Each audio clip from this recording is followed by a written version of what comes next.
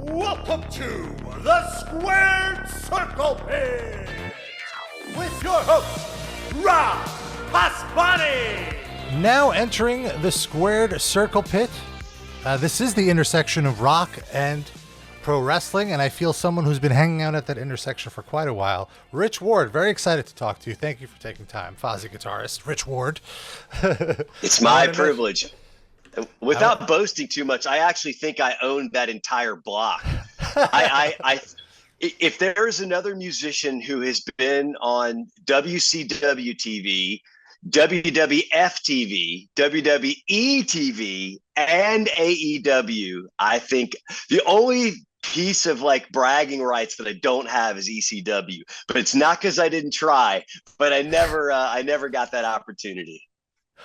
Yeah, I mean that's what's been so interesting is doing a little research before your interview is, you know, your time in pro wrestling goes back to the mid 90s, late 90s with Stuck Mojo and the infamous Rising music video, which had DDP, Raven's Flock. You guys recorded the thing in a wrestling ring. It's like the coolest music video ever for a fan of both things. So let's just jump into that. How did that happen? And how did you get the WCW guys to come on board and hang out for a music video shoot? Well, I was always a wrestling fan. I grew up in Charlotte, North Carolina. So I grew up with Mid-Atlantic. I watched TBS, obviously, as we all did in the golden era of Crockett, Georgia Championship Wrestling. I was a fan. And then I was kind of a lapsed fan in the early 90s as I was getting Stuck Mojo off the ground. And we were touring in a 1977 Dodge van all over the country and trying to, break this rap rock project in a scene where there was no such thing as rap rock really. And new metal hadn't quite hit. So we were trying to figure out where our place was in the musical landscape.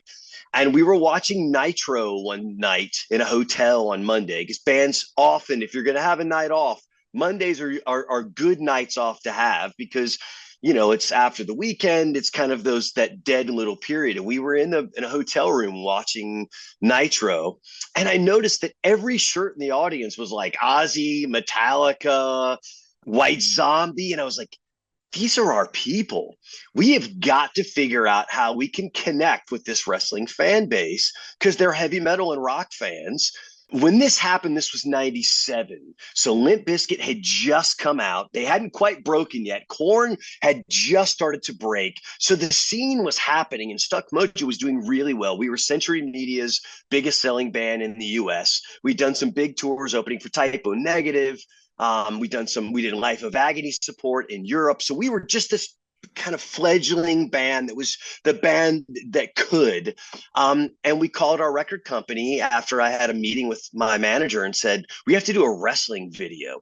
The other connection was I used to work out. I was I've always been a little guy. I'm genetically modified into the Dio camp of things, where I've always been like a lot of musicians. We never had a chance to play sports because we weren't big and strong and fast enough. So, we were filtered into the arts. That was kind of our place. And some went into computers, and then the rest of us played guitar and sang. And so I started working out at Sting and Lex Luger's gym, because I'm a wrestling fan. And if they've got a gym in town, and all the guys worked out there. I mean, Macho Man would be in the gym working out in full outfit, ring attire, in character. It was the most amazing time, man. Luger and Sting and DDP. Everybody was there every day, because we would work out at like 11 a.m. right when all people who don't have jobs work out.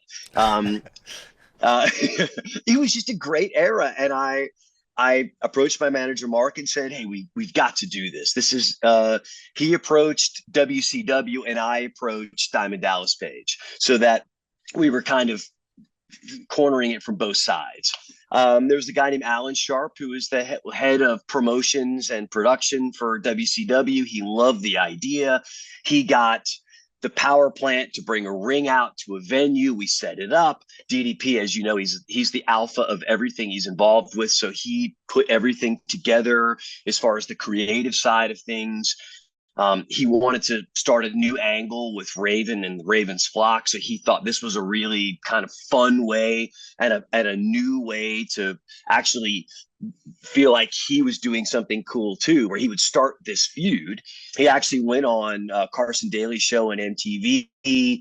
Raven attacked him on the MTV show while promoting the video. It was just this, it was, and then all of a sudden we were the belle of the ball because they debuted the video on Monday Nitro when Nitro was the king of the hill. 9 million people saw it on Monday night. And all of a sudden we went from playing 300 and 400 cap venues to playing 1,000 cap venues, and we were on our way. And then we were opening for Pantera in Europe, and it was amazing. It was like the greatest thing that ever happened to us was, like a lot of bands, you just have to figure out, okay, now we've got songs, we know who we are. How do we connect with our audience? And that's the hardest thing sometimes, pre-internet. What do? You ride around in a van, play any place that'll have you. But at some point, you either have to trip in a manhole of four-leaf clovers, or you've got to figure out the door to walk through yourself. And wrestling was that door for us. And it's really brilliant because I feel it was the most popular thing on cable at the time, like you said, but still in a way almost underground when it came to mainstream attention, like the mainstream music, like, Foo Fighters or whatever, they weren't paying attention to WCW or like Limp Bizkit.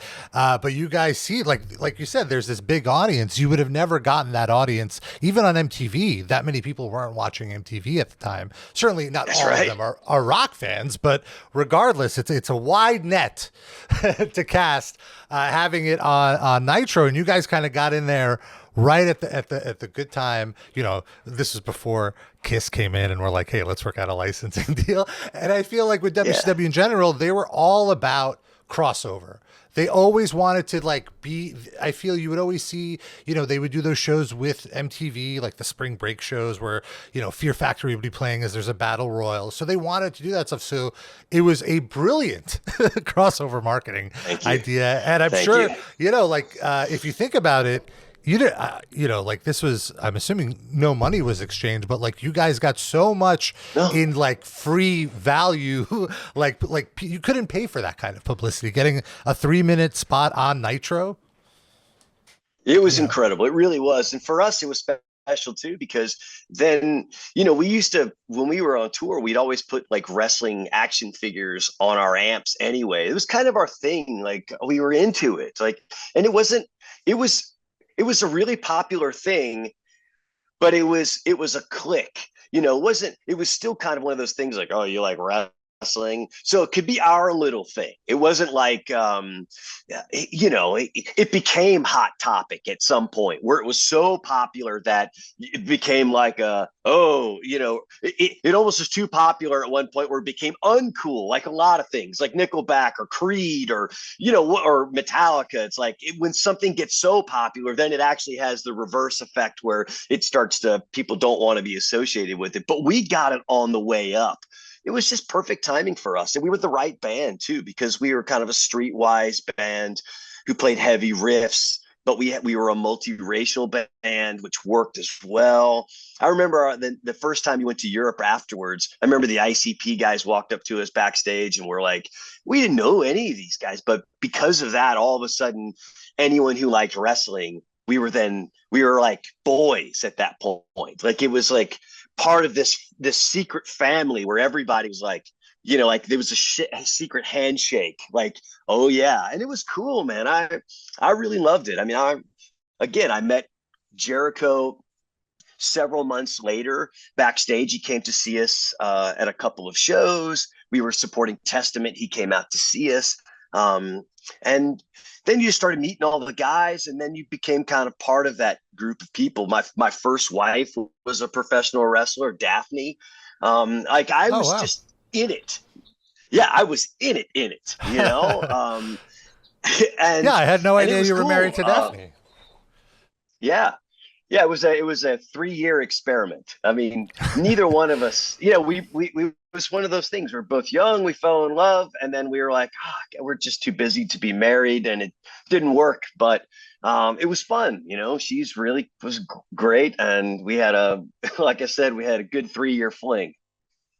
So, and I think it's cool that the rest of your band like wrestling too. Normally, when I talk to the musicians, it's like their little secret in the band. Like they have to like go in their bunk and watch it on their phone or whatever. But it sounds like all of you guys got to enjoy it, and I think the most fun thing about wrestling is kind of speculating with friends on like who's going to jump, what's going to happen, like, oh, well, what is this cliffhanger, how is it going to play out? Like that's the fun of it, as much as watching and experiencing it live, of course. So it's great that all of you communally share that and eventually started finding people on the road to kind of join in on the conversation.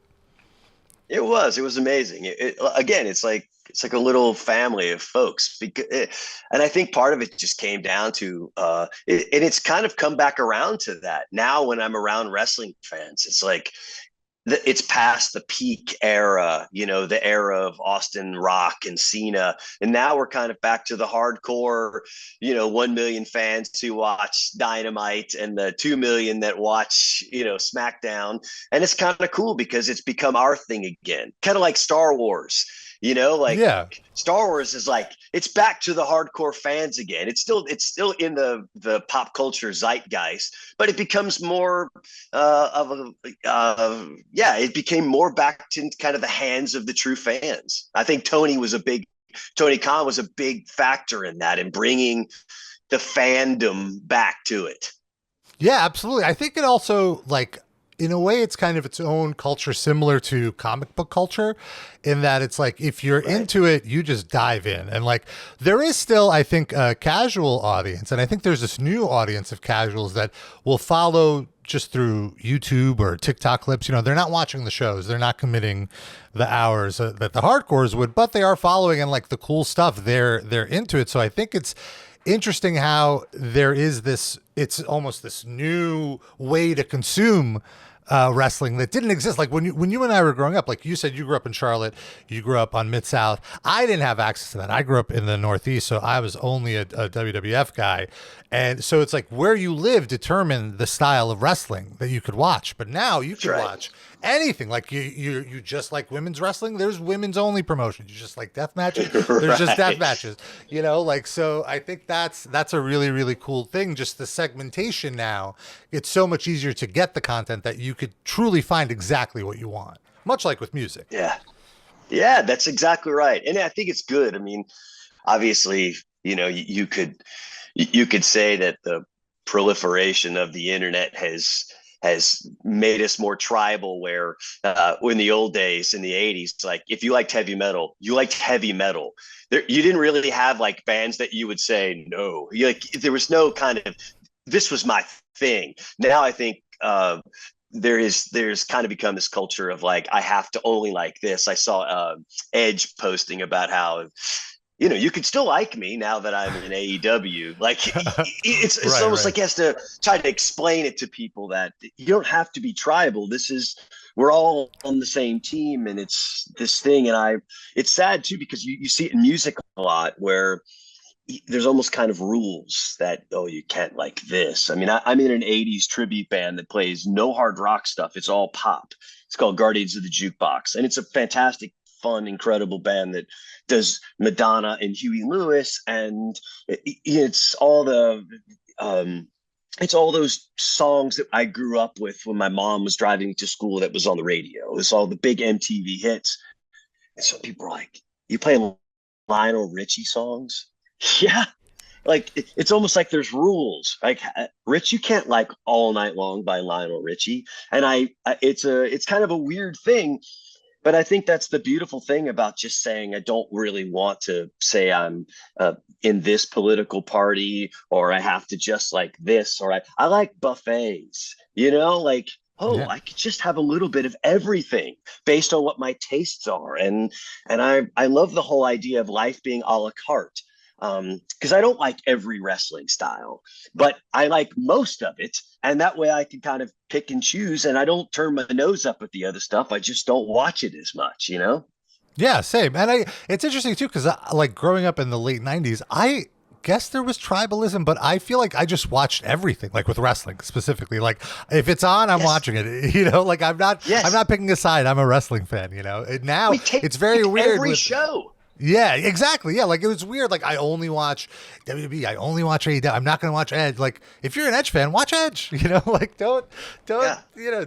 But let's take it back a little bit. What did you discover first? Your love of pro wrestling or your love of music, or was it hand in hand? Like how did the two come into your life? The music's always been number one. I discovered a friend. I mean, I've always loved music since I was, I don't know, 7, 8 years old. I got the Saturday Night Fever soundtrack, followed by the Grease soundtrack, all the big things. You know, when you're young, it's just whatever pop culture dictates. For me, there were no fanzines, and you know, I didn't have an older brother that was like introducing me to cool hip things. I just knew what was on the radio.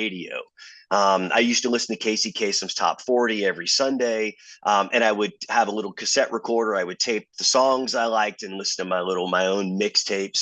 And then a friend of mine introduced me to Judas Priest, and then I instantly gravitated towards heavier rock. I mean, I had heard other things like Ted Nugent and Boston and the stuff that was on the radio. I was aware of other rock, but I really liked heavy metal. And from age 12 on, that was, you know, the apex of my life was learning to play guitar and buying every heavy metal record that came out, because there was only, I don't know, what, 5 or 10 albums that came out a month. It wasn't like there was, like it is now, where there's just so much wealth of bands and you're just trying to figure out who's good. And I bought everything. You know, I had a friend at a record store that would tell me what releases were coming in, and it became like my thing. I didn't have a big circle of friends, so my life was really a lot of sitting in my room listening to albums, trying to learn how to play the songs, and reading the liner notes and the lyrics. And I was just one of those nerd culture kids. I played Dungeons and Dragons. I was in Boy Scouts.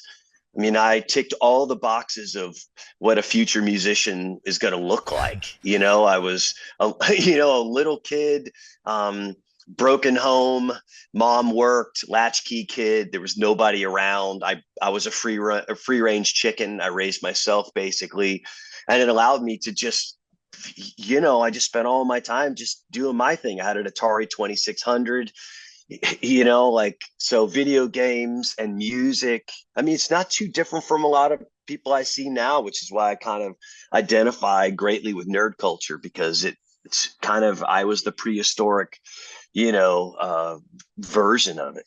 Yeah, before it was celebrated, it was just like you were just living life. That's right. Yeah, when it was to be shunned by society. Yeah. So I think it's cool that you have this cover band now, because you know, I assume you just love playing music. You love playing the music that you love, and that's interesting because that's how you and Jericho first connected musically. Is right? You had your cover band that eventually became what Fozzy is now, and you invited him to join it, and then you guys played so much that you were like, let's write some original jams together, and then so many albums later, here we are.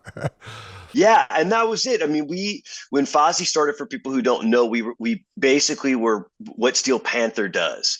We all had fake names, we wore costumes, and we played 80s metal as if we were from the 80s. Chris even had this concept that we did a 30-minute MTV special where we did basically like Spinal Tap, Traveling Wilburys, where we created this backstory about the band.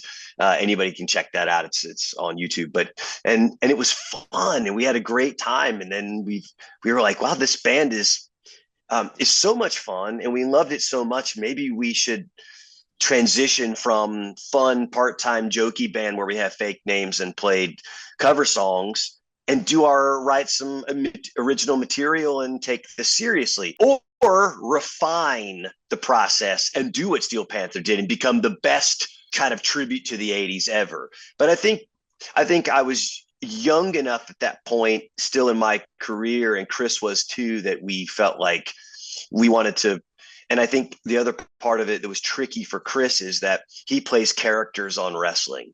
And if he was going to take a career in music seriously, he shouldn't play a character in music as well. And it would be very difficult for fans of the band to continue to follow us without them seeing us as a ha ha ha. And so we started making records and touring, and what made it fantastic was we were basically doing after Monday Raw shows. So wherever Raw was on a Monday night, we would do an after party show with Fozzy. Chris's schedule was so crazy, and I was still in Stuck Mojo touring, so we were having to be creative in where we made time to play shows. And then when Chris started taking time off for acting and other things, Vince would let him take off 9 months, a year. I mean, he would take big chunks of time off. First of all, it freshened up his character for TV, and it allowed him to do the other things he loves, which is make records and tour for a living. And back then, Fozzy was doing, month-long, 5-week tours of Europe. It was fantastic. But now we've settled into a new, I shouldn't say business model, but just a way that we have to survive as a band. Chris has to be on Dynamite every Wednesday night. So we take every Tuesday and every Wednesday off. Tuesday allows him to go home, spend a day with the family, wash clothes, get back to Wednesday Dynamite. And then Thursday, he meets back up with us wherever we are on the road. So we'll do a 3 or 4 week tour. And then we just schedule our days off to allow Chris to do his full-time job. How is that for you? We've always been that way. Yeah. Like, it's fantastic. You like knowing you just have you basically have a weekend every week in the middle of the week. That's right. Yeah. And most bands do that anyway. Like if you look at any touring band schedule, it's usually 2 to 3 days off, depending on the singer. The singer will dictate, just like any athlete, you have a pitch count, right? On a baseball pitcher.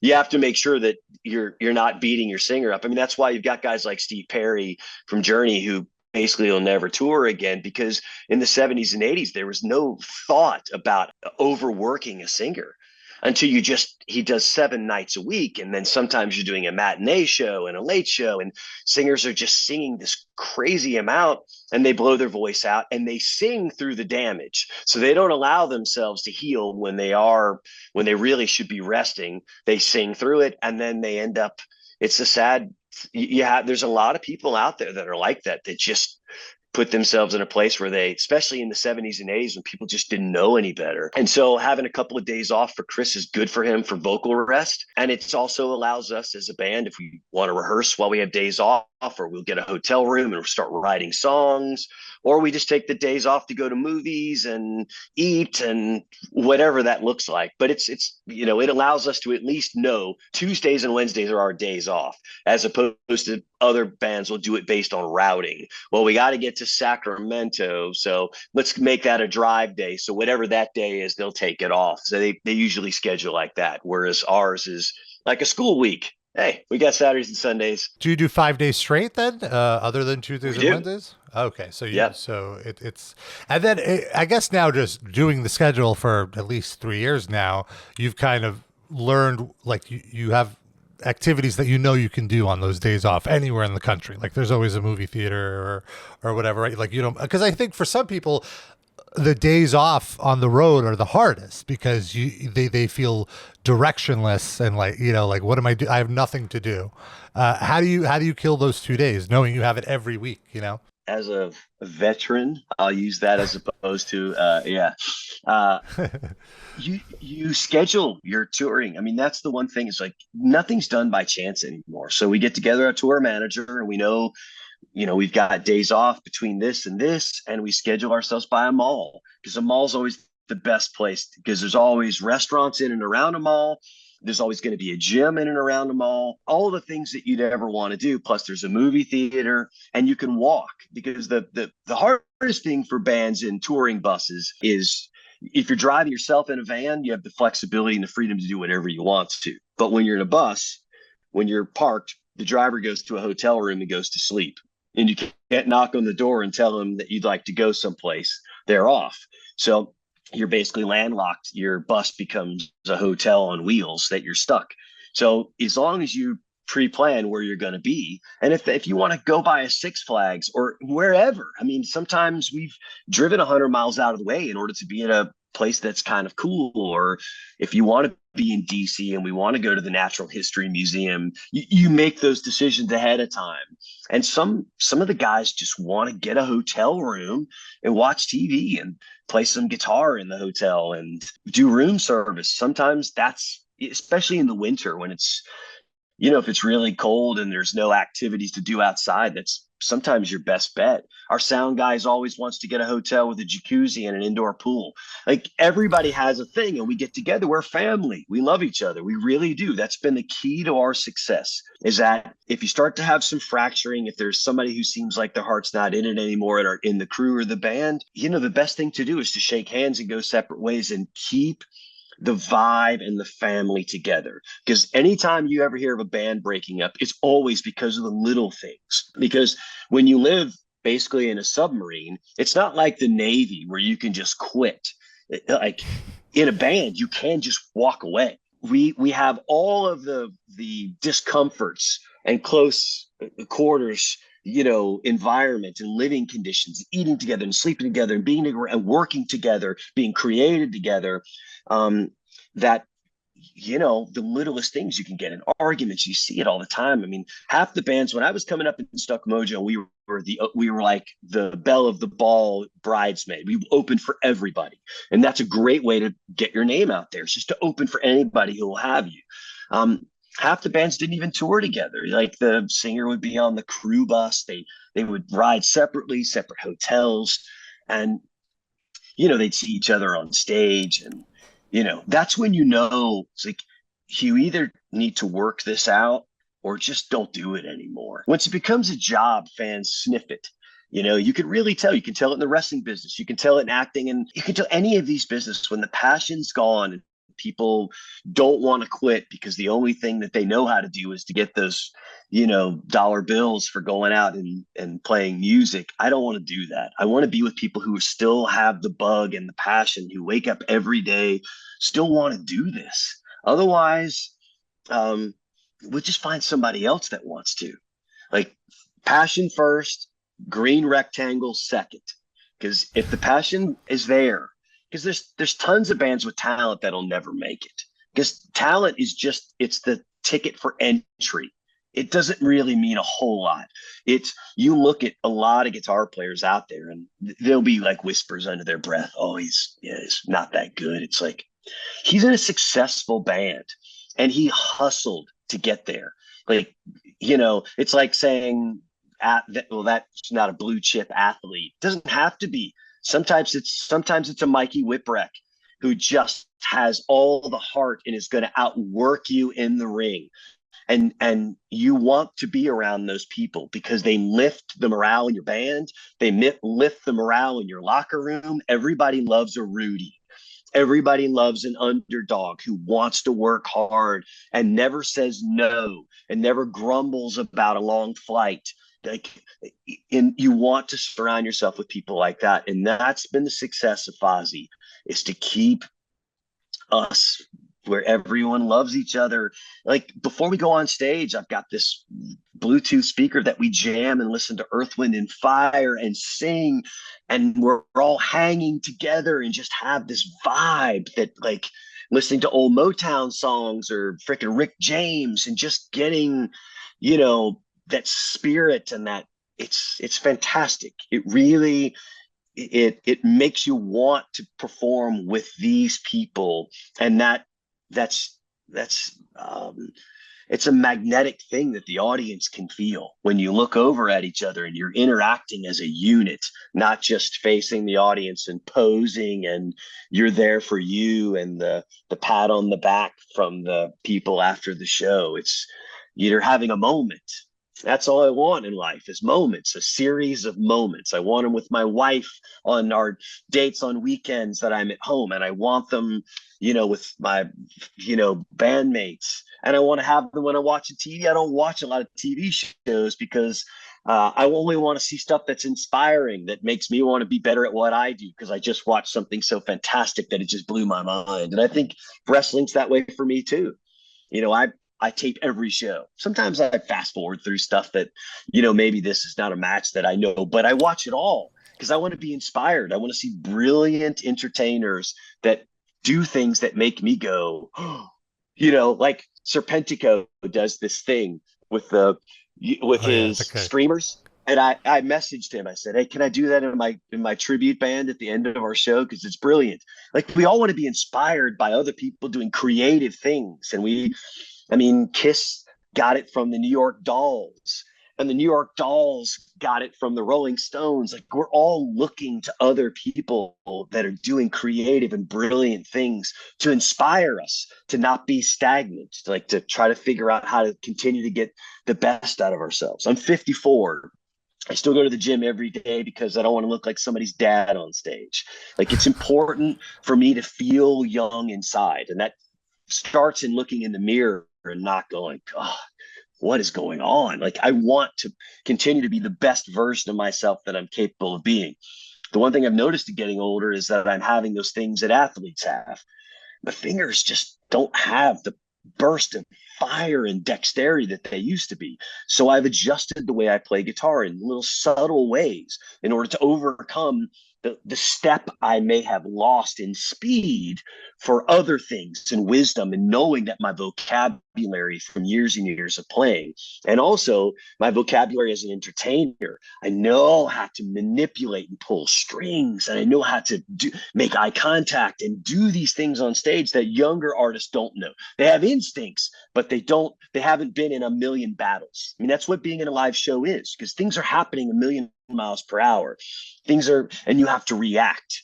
It's the greatest bands in the world are the ones who know how to handle pressure, and you never saw it. It's like a quarterback in the pocket. They never flinched. There's never a sweat.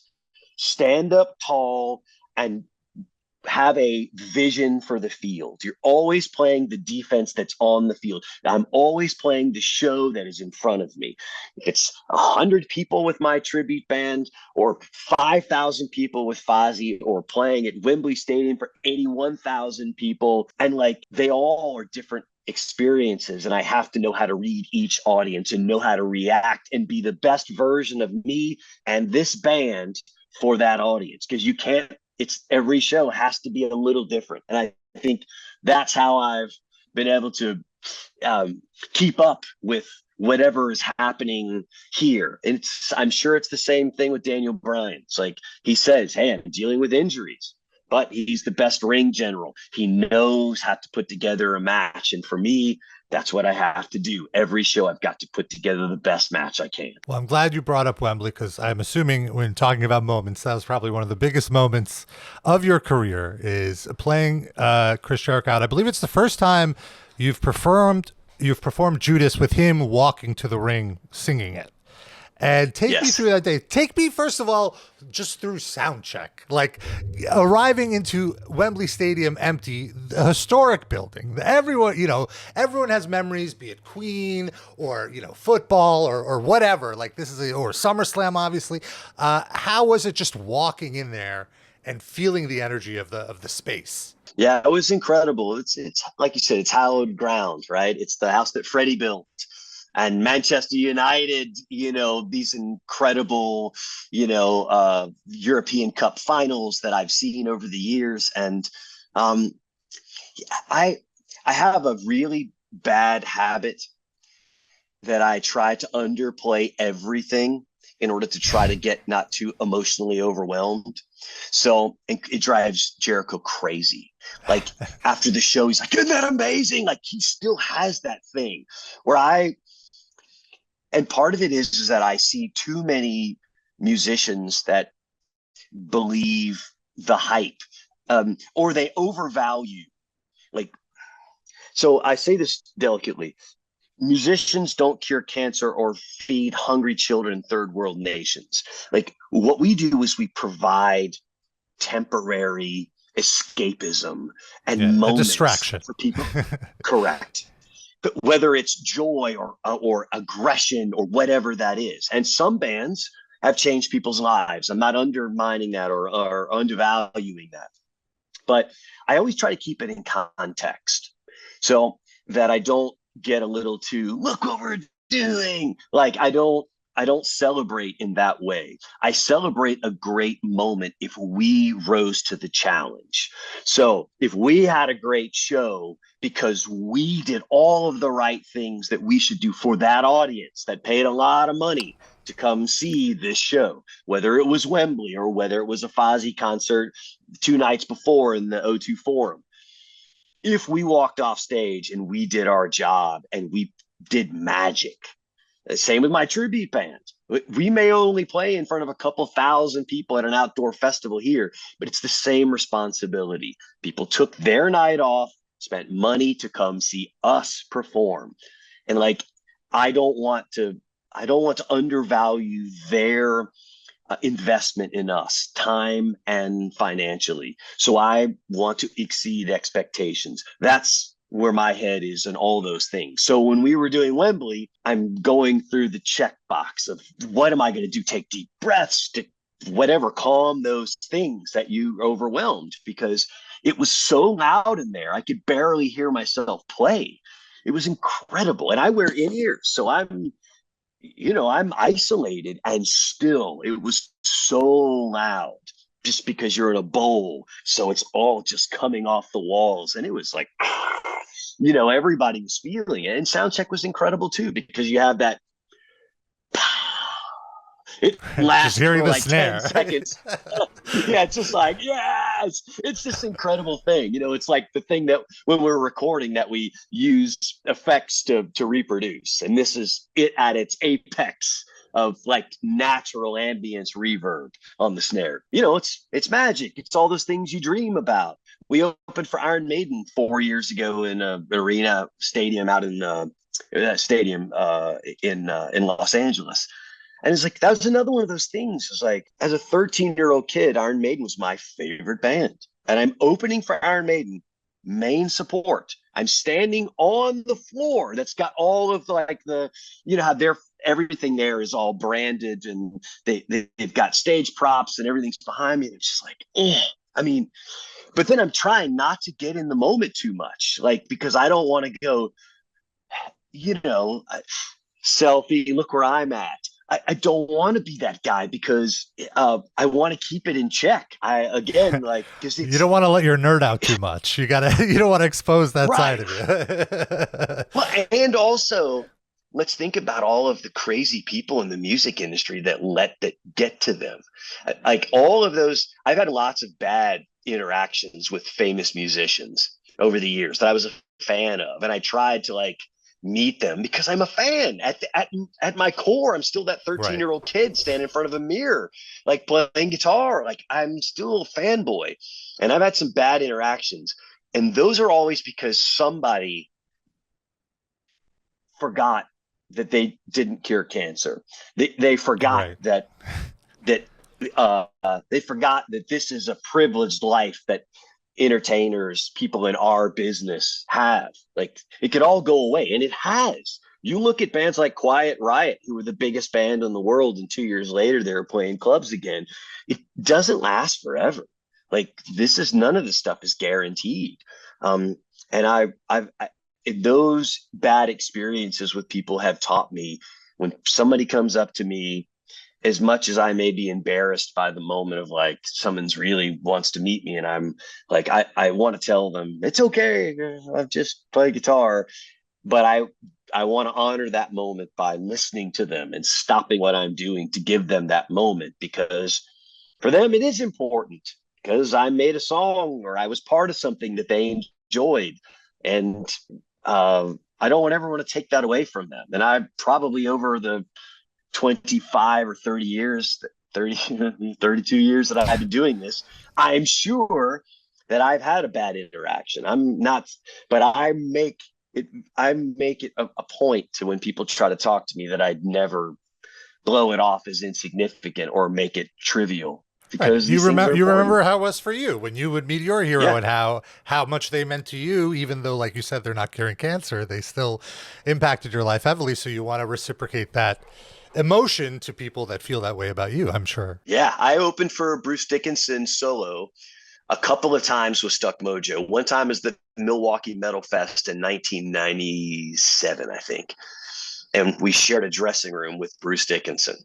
So because it was like a festival common area, thing. And he had come up on stage and jammed with Stuck Mojo like 8 months earlier. Yeah, I know. Wow. I know. Yeah, it was at I forget what Concrete Marketing had a radio thing. We played the Roseland Ballroom. It was us. Okay, so it must have been CMJ. Biohazard. CMJ. Thank you. It was at CMJ, and Bruce was in town to promote his new album, Accident of Birth, that was coming out. And we approached him and said, hey, I know it's not your song per se, but we do a cover of Wrathchild if you'd like to come out and sing it with us. He was like, well, I got some things going on. Maybe. This is sold out Roseland Ballroom, 3,500 people or whatever. We weren't the headliner, but we were midway in the pack, probably on at like 8 or 9 o'clock at night. And we went on stage. We were all so nervous. Is he going to show up? We kept looking. This is the singer for Iron Maiden. It's my hero, okay? I've seen him so many times, from the front row. And after the third song, I looked over, and there he was, standing on the side of the stage. And then we introduced him, and he came up and he sang Wrathchild with us on stage. And I was the greatest moment of my life up until that moment. I was literally trying to stand next to him as close as I could to him the whole time, like to do the back-to-back, like 100. Well, as much as he could let me. I was a stalker, grade A stalker at that point. But when I saw him at the Milwaukee Metal Fest 8 months later, and I was backstage, he's like, hey, Rich, how's it going? Like, knew my name. Like, and that meant so much to me that I will never not make those efforts, because there are a lot of young bands that grew up that love Stuck Mojo and Fozzy and I always, some of them are in way bigger bands, but in our world, it doesn't matter. There's going to be a big wrestler who's going to meet someone who was their idol, who was never a main eventer, but still they love their work. Like, it's because in this world, I'm sure it's the same for you.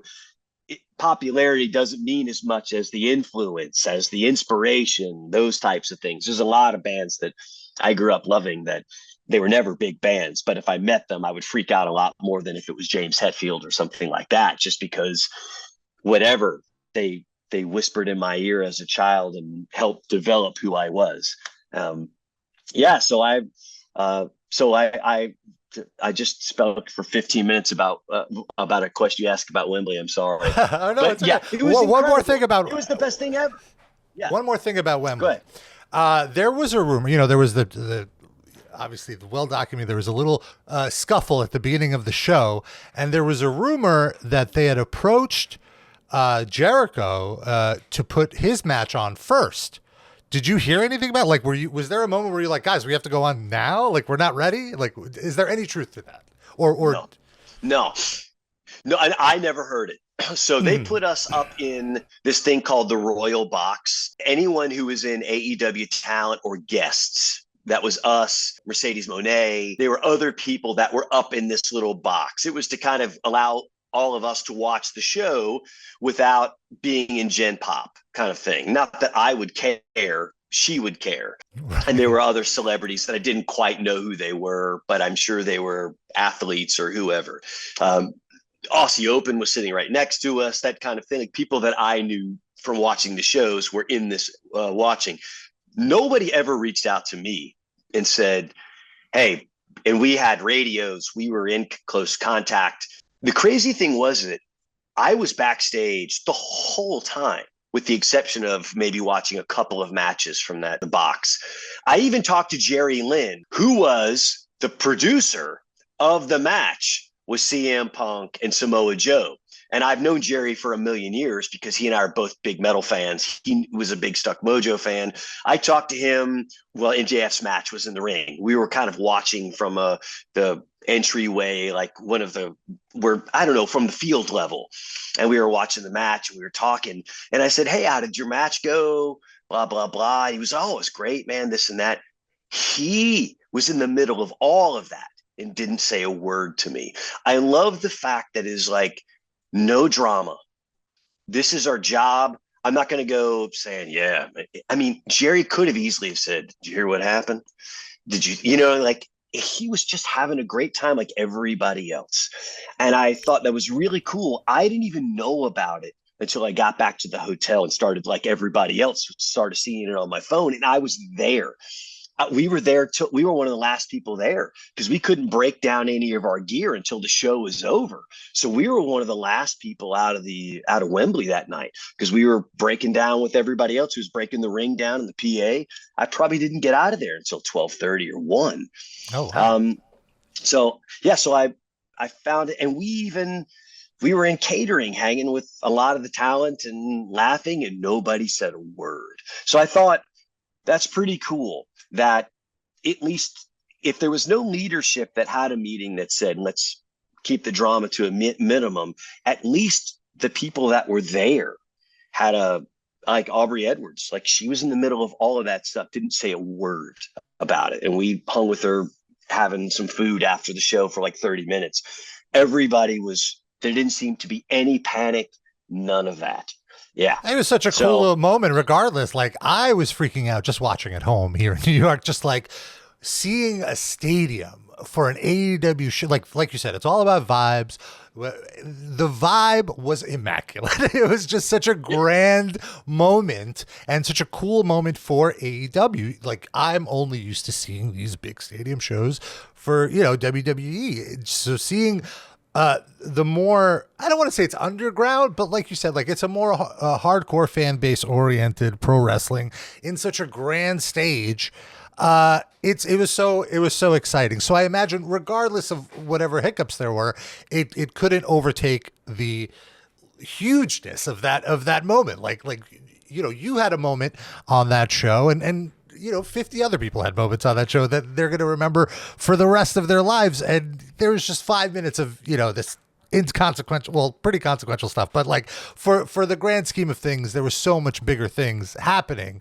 Why focus on the one little negative hiccup? That's actually a great perspective. Because in my world, I would have thought there would have been, but you're right. Maybe everybody was just so caught up in all of their moments. And the atmosphere was, I've never experienced anything like it. I've been to Old Trafford and seen Manchester United play home games before because I wanted to see the atmosphere. Like, I've seen Atlanta Braves playoff games. I've never felt atmosphere like Wembley that night. It was, and I mean, by multiples. It was incredible. Never heard cheering and booing and singing and just the joyous nature of it. It was something special. Like I even the call told and Chris, response. Sorry, if I could, like the call and response that just really sticks out into my head when Jericho did his, the way, like hearing it back, like the wind of sound hitting you, like that must have been so trippy. Like, I'm getting goosebumps just talking about it. Yeah, it was incredible, and that was I think it was Ortiz that told Chris he should do that. He's like, hey, you're here. It's going to take 20 extra seconds. It'll be fine. Go talk to, I forget who the producer was on our segment, but yes, went and got it approved, and it was great. I mean, listen, Jericho's a big moment guy. He always has been. He knows how to make moments. It's one of the greatest lessons for me in my career is that I've always been a musician, and I always thought I was a good entertainer, and I always was but I came up in a different scene. My scene was aggressiveness. I used to throw my guitar cabs in the crowd. I was a stage dive kid. I was always like hyper aggro was my thing. And when I met Chris, his guys were Paul Stanley and David Lee Roth and David Bowie and Mick Jagger. Like, those weren't my guys. Like, my guys were Phil Anselmo and Ozzy Osbourne, and Rob Halford. So it was interesting learning from him as a stage general and how to deal with things, and how he always thinks in terms of moments. Like, to him, he gets very mad if the light guy misses a blackout after a show, the timing's off. He's always very upset about it, because for him, these are important moments to create this, this journey for the audience. Big blackout. take a deep breath and boom, out again. He's always in thinking in terms like he's a conductor and it's a symphony, and this thing has ebbs and flows to it, where I've always been a brick wall guy. Go, go, go, go. Like I'm always, moving at 1,000,000 miles per hour. And for him, it really came. I've got a little cameo. It. Yes. Thank you. He actually has been probably the greatest teacher in my life, because I met him halfway through my career. The first half of my career, I'd made 7 records with Stuck Mojo and toured and done all the biggest festivals and been on MTV and all the things you could possibly do. And then the second half of my career, I'm in a band with one of the biggest names in professional wrestling, who also was in the second half of his career. Because when I met him, he was just transitioning out of WCW into the WWF at the time. And it was incredible. My life has been one of privilege. It really has. Like, I've worked hard, but I'm not going to I've been in the right places at the right times. A lot of instances have been real. I have a lot of friends who were fantastic guitar players who never did anything, and part of it could be maybe they didn't have the hustle. Maybe they didn't want to sleep in a van for years. Like, maybe they didn't want to do those things, but also maybe it was just that the door didn't seem open at the time. They took a different path and it didn't lead there. So I'm lucky. I really am. I mean, still, I'm still doing this, and we're putting out a new single in 3 weeks. Fozzy is like, I still get royalty checks from Judas. I mean, I live in a house. I have a house that basically a song paid for. Like, it's incredible. I live a charmed life, and I don't take it for granted. Yeah, what's the saying? It takes a lot of work to be lucky, right? Something like that. That's a great saying. It's exactly right. I woke up today and I was just working on some new songs before I spoke with you. So it's not like I'm picking out tile for my swimming pool or something. Like, my priority is my music. It always is. It's my everyday job. And I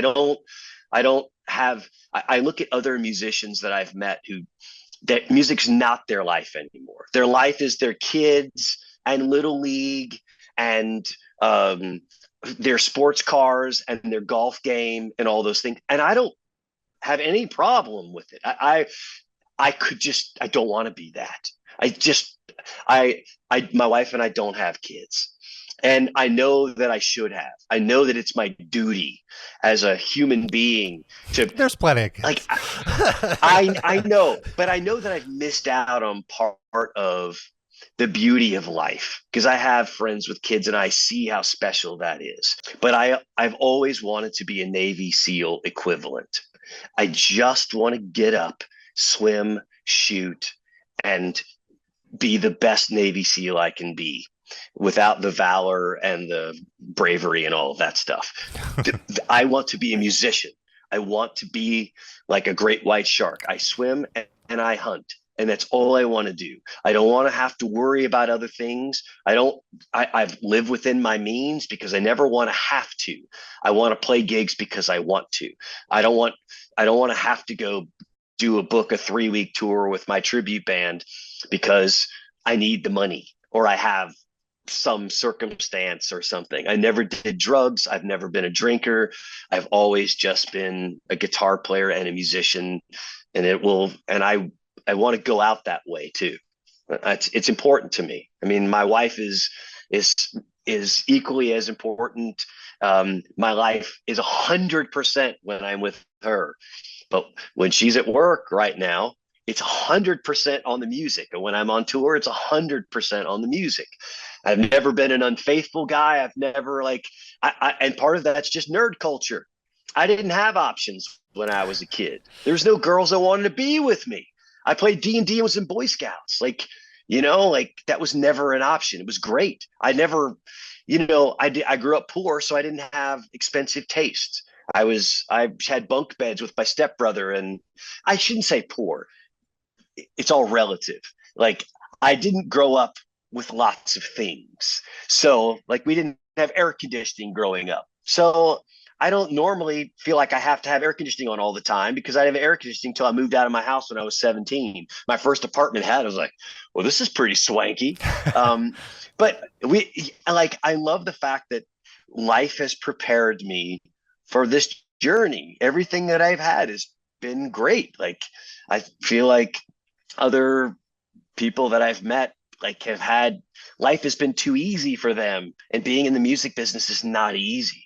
It can be brutal, especially when you spend 3 months writing and recording a record, and then people just tell you how terrible it is, and you suck, and like it's like you have to be prepared. You have to believe in what you did was with pure motives, and that you did everything you could to make the best album for you and your bandmates. And then if they say it was terrible, I just have to partition it by saying somebody thought E.T. was a crappy movie too. Like at some point, like that's how you have to work through it. And you take on board the good criticism that's not just the venom, but when it's constructive, when you hear somebody, oh, I didn't think about that, take all of that stuff on board, because just like a sports writer can say something about a pitcher or a quarterback it's sometimes it's good to listen to criticism. Don't let it eat you up, but take it on board and go, all right, fair play. Well, Rich, thank you so much for your time. This has been so enlightening and so fun talking to you. I feel like we can go another hour talking about stuff. You have a busy October. Absolutely. I want to mention, in addition to the new single, Fozzy's going out on the road with Seventh Day Slumber, The Nocturnal Affair, and Magdalene Rose. You guys are kicking it off in Chattanooga on October 19th, hitting spots in the South, the Midwest, and wrapping up November 6th in Memphis, Tennessee. So check out Fozzy's socials for dates. And what was the cover band again? I forgot to write it down. It's Guardians of the Jukebox. Boom, boom. I really like how you rocked up My Prerogative. I watched the video right before the interview. That was really, really fun. So, Rich, thank you so much for entering the pit. It's been a privilege. I'm really honored that you took the time to speak with me today. And this has been fun, because I rarely get to have these types of conversations. Usually it's, you and I could have been brothers from another mother, and that our worlds have intersected in so many places. And it's always fun to have conversations about this kind of stuff, because it's, this is our lives, and it's great to talk about the things that make us happy. Absolutely. Thanks so much, Rich.